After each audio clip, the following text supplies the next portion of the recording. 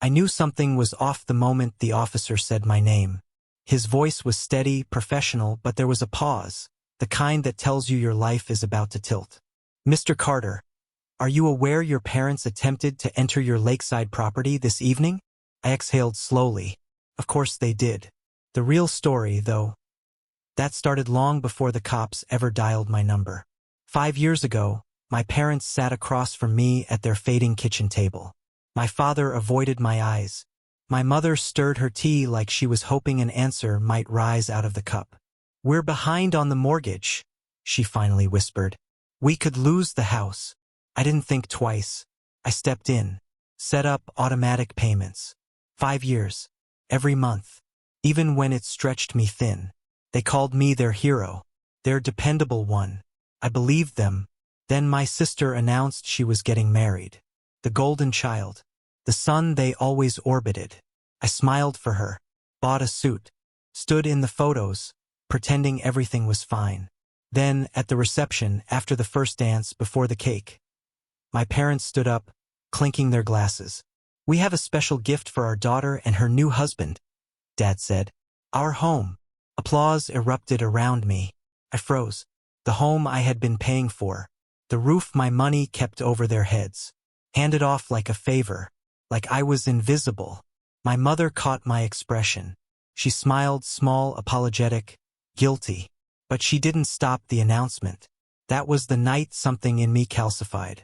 I didn't lash out, didn't cause a scene, didn't even confront them afterward. That would have given them power. Instead, I let my silence sit like a blade cooling in water. Then, 2 months later, the call came. "Sweetheart, we've been thinking. Your vacation house at Lakeside? We'd like to move in for a while." Of course they would. My sister had turned my payments into her honeymoon nest. And now my parents wanted to occupy the only other property I owned. I said no, calmly. A clean, razor-sharp refusal. My father sputtered. My mother cried. But I didn't budge. They thought it was temporary. They thought I'd soften. They didn't know I was already planning. A week later, the notices started arriving at my door, mail addressed to the previous owners of my parents' house. Bank notices, loan documents, transfer papers. That's when I realized something. My parents hadn't just given the house to my sister. They had transferred it before the wedding. Quietly, legally, fully. And during those 5 years, while I was paying, they weren't using my money to catch up. They were pocketing it. I studied every document, every signature, every date. The betrayal wasn't sudden. It was engineered, piece by piece. I didn't explode. I didn't confront them. I didn't even hint at what I knew. I simply pulled every record I had. 5 years of transfers, bank statements, texts requesting help with the mortgage. Screenshots of every promise, every lie. Then I called my attorney. He saw what I saw, fraud. My parents had knowingly solicited money for a mortgage they no longer owed. Under state law, that meant they weren't just liars, they were criminals. I didn't press charges. Not yet. Vengeance works best when it comes as a surprise. Instead, I secured my vacation home with new locks, alarms, cameras. Not for security, for evidence. Because I had a feeling they'd try something. Parents like mine always do. 2 months later, the cops called. Exactly as I expected. "Your parents tried to enter through a window," the officer said. "They claimed they had permission, that the house belonged to them." I almost laughed. Of course they did. I drove to the property, found my parents standing in the cold, wrapped in thin coats, faces pale with embarrassment. My father tried to bluster. My mother tried to cry. My sister wasn't there. She only shows up for celebrations, not consequences.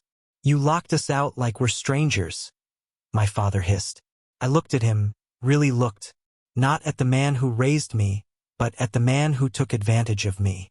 "You are strangers," I said quietly. "Strangers who used me for 5 years." Their faces shifted, from fear to confusion, to the dawning realization that I knew everything. I handed the officer my folder of documents. "Just so it's clear," I said, "they have no claim here, and here is evidence of ongoing financial deception."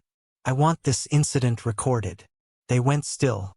My mother whispered, "You wouldn't." "I would," I said. "And I will." The officer stepped between us, taking the file. My parents watched him, helpless. For once, they had no script. No manipulation. No control. I didn't press charges for fraud. I let them feel the weight of the threat.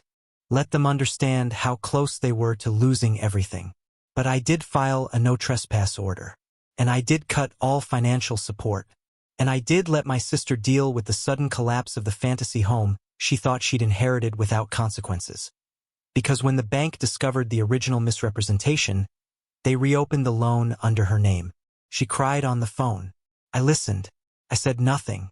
Some lessons don't need speeches. People think revenge is loud, explosive, dramatic. But the most satisfying kind is quiet, measured, inevitable. My parents taught me that loyalty can be a weapon, so I learned to wield it back at them. When the officer closed his notebook and my parents were escorted off my property, I felt something I hadn't felt in years. Not guilt, not grief, freedom, and a certainty as clean and sharp as glass. I may have lost a family, but I gained myself back.